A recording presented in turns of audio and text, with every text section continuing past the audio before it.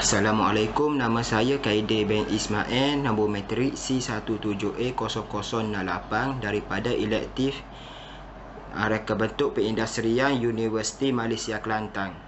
Di sini saya membuat kajian reka bentuk perabot meja penceramah di Masjid UMK beridentitikan budaya Kelantan menggunakan teknik epoksi. Apakah maksud warisan? Warisan merupakan kumpulan etnik bumi putera di Malaysia yang kaya dengan nilai-nilai murni, adat serta tradisi bagi mengekalkan adat turun-temurun khas bagi generasi akan datang. Namun kajian ini pengkaji cuba mengetengahkan identiti warisan Kelantan ini dari aspek pembinaan perabot yang beridentitikan utama warisan dikembangkan. Warisan terbahagi kepada 3 aspek iaitu alat muzik, seni bina dan permainan. Warisan Kelantan ini semakin dilupakan kerana kebanyakannya kurang didedahkan secara mendalam tentang keistimewaannya.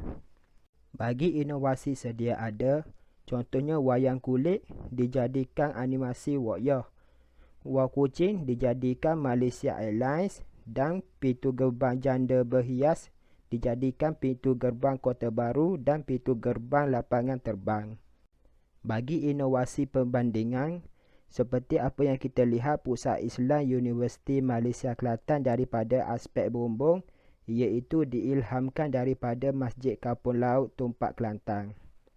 Bagi pemerhatian awal, pengkaji mendapati tidak ada kelengkapan perabot yang beridentitikan warisan Kelantan dan masjid ini tidak dilengkapi perabot meja penceramah yang memainkan peranan penting untuk sesebuah masjid.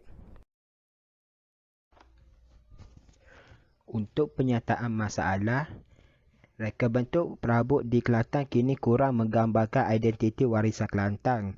Keperluan perabot khas bagi penceramah untuk menyampaikan ceramah kuliah harian ataupun kuliah mingguan di masjid.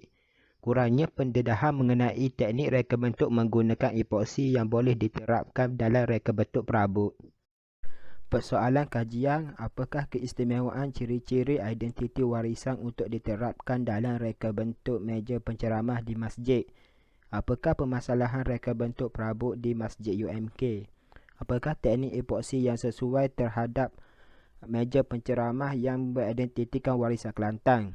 Apakah reka bentuk perabot penceramah yang sesuai beridentitikan warisan Kelantan dengan menggunakan teknik epoksi?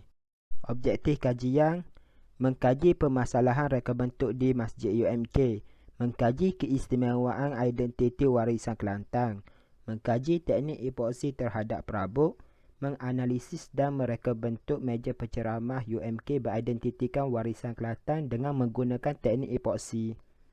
Bagi kepentingan kajian, dapat mengetengahkan identiti warisan Kelantan, dapat mengetengahkan penggunaan epoksi seiring dengan reka bentuk perabot beridentitikan warisan Kelantan. Maklumat daripada hasil kajian ini boleh dijadikan rujukan kepada pengkaji lain untuk mengkaji tajuk berkaitan warisan Kelantan. Batasan kajian, fokus kajian adalah kepada skop warisan yang terdapat di Kelantan sahaja. Kajian yang dijalankan adalah berfokus kepada Masjid UMK. Kajian ini adalah terhad kepada reka bentuk sahaja. Ini adalah cara pembuatan kaki meja berkonsep tanggang dan permukaan atas meja penceramah. Pertama, memotong kayu mengikut ukuran tanggam yang dikehendaki dan proses pencantuman bagi permukaan atas meja penceramah dengan memotong papan yang lebar dan mengukur bingkai mengikut ukuran yang ditetapkan.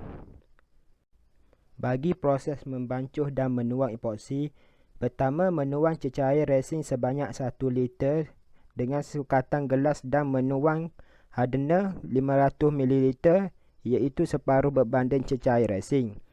Campur resin dan hardener dalam satu bekas yang lebih besar dan mengacaunya dalam anggaran 8 hingga 10 minit hingga sebati dan menuang di atas permukaan epoksi.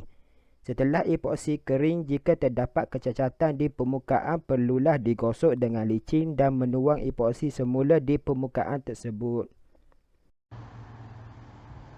Ini adalah produk akhir saya iaitu meja penceramah yang beridentitikan budaya Kelantan.